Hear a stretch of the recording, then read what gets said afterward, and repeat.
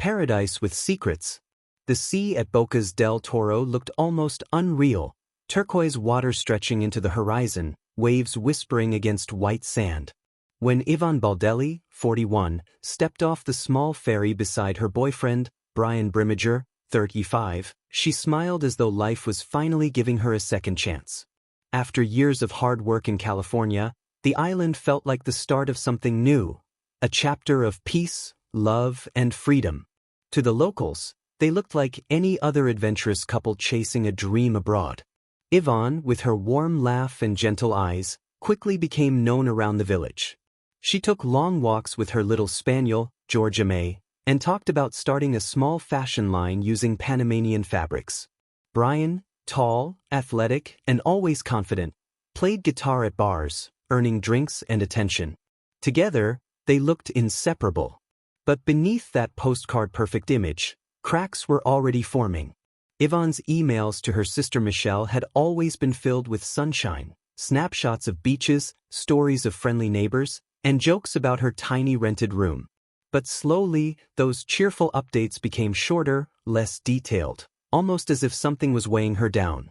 Then one day, the messages stopped completely. At first, Michelle told herself not to panic. Maybe the Wi-Fi on the island was spotty. Maybe Ivonne was traveling somewhere remote. But days turned to weeks, and silence stretched longer than ever before. Then came a call from Brian. He sounded calm, too calm. He said he'd returned to California alone. According to him, Ivonne had met another man and run off to Costa Rica. She found out I have a kid, he explained flatly, and she wanted nothing to do with me after that. Michelle froze. Her sister would never just disappear, not without calling, not without saying goodbye. A few days later, an email arrived from Ivonne's account. Hi sis, just an update. Brian and I are over. I should have trusted my instincts. He's a lying, cheating ass. Heading to Costa Rica with someone I met here. Love you. Michelle read it again and again. Something felt wrong. The tone, the phrasing, even the way, love you, was written. It didn't sound like her sister. There were no emojis, no inside jokes, no mention of Georgia May. It felt empty, cold. Then another message came weeks later. Miss you all. Working on plans to come home in January. That message too felt lifeless, detached. No details, no warmth. Just words, mechanical and distant. Michelle's instincts screamed that something was off. She told Brian to file a missing person report before collecting his car that had been parked at her home. He refused. She'll reach out, he said, brushing it off. But she never did. In desperation, Michelle turned to a cousin who worked in IT. He offered to trace the emails. When the results came back, they shattered everything.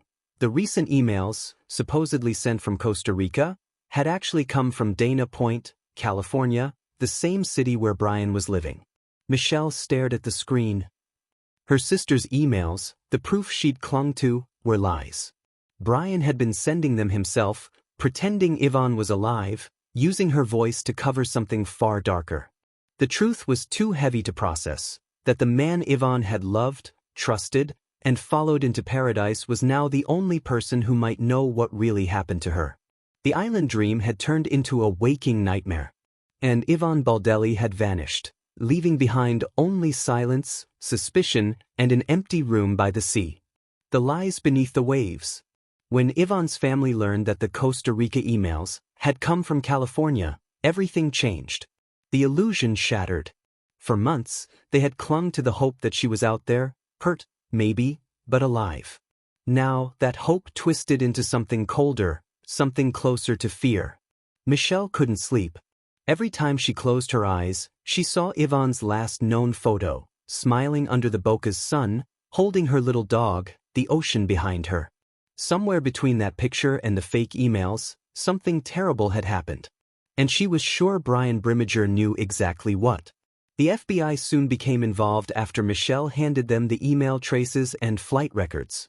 Their first discovery was devastating. There was no record of Ivonne ever leaving Panama. No plane tickets. No border stamps.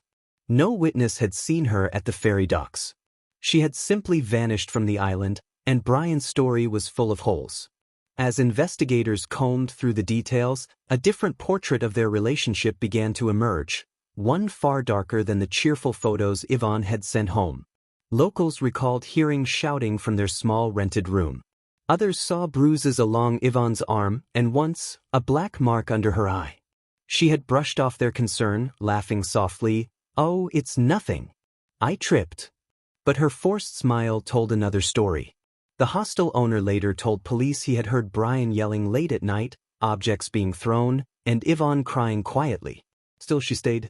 Friends believed she wanted to believe in him, the ex-Marine with a wounded soul, the man she thought she could heal. But what she didn't know was that Brian was living a double life.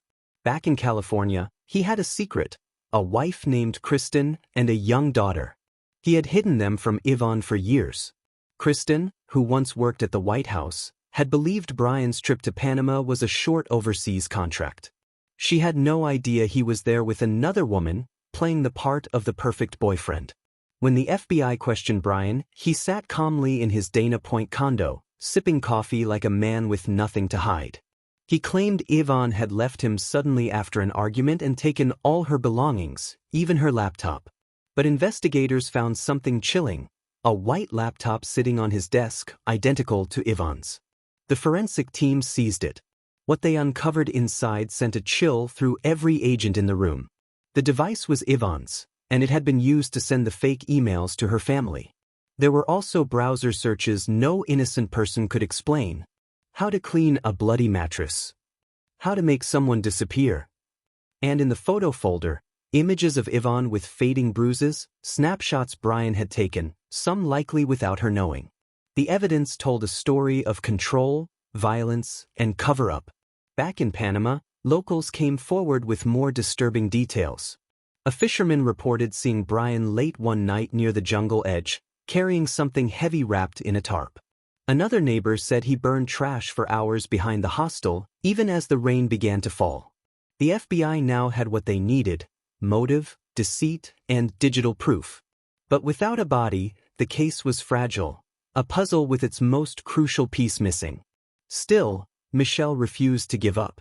He didn't just take her, she told reporters. He erased her.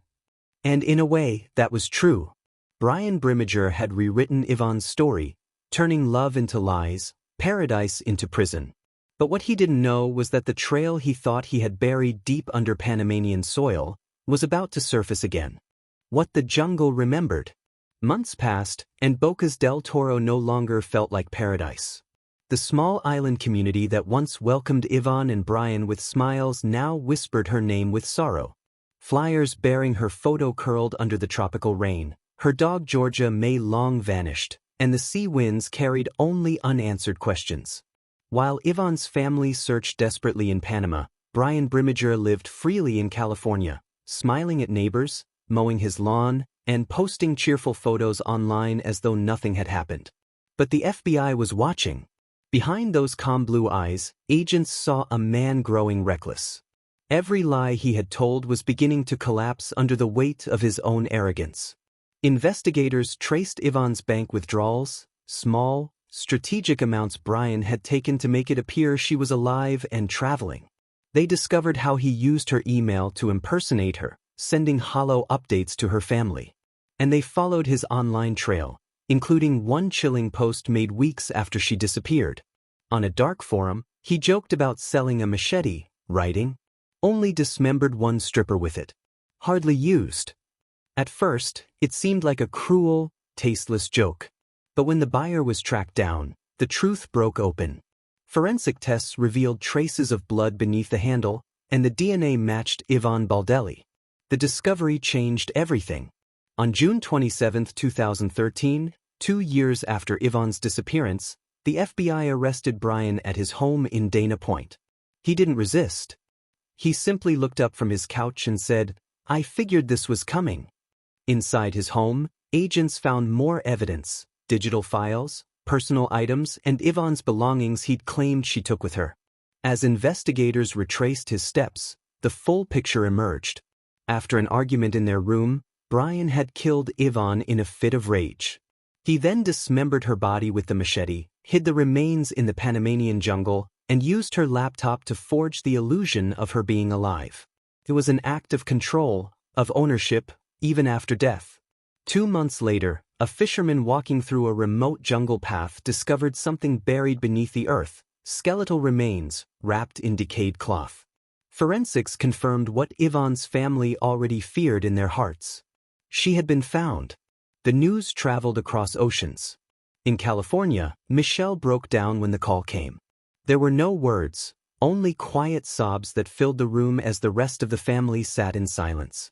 Their long nightmare had finally reached its cruel end. Brian was charged with second-degree murder.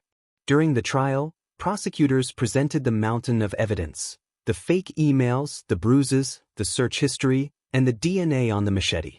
His calm facade crumbled as witnesses spoke, bartenders, neighbors, and Yvonne's family, all painting a picture of the man behind the charm. But tragedy wasn't done with the Baldelli family.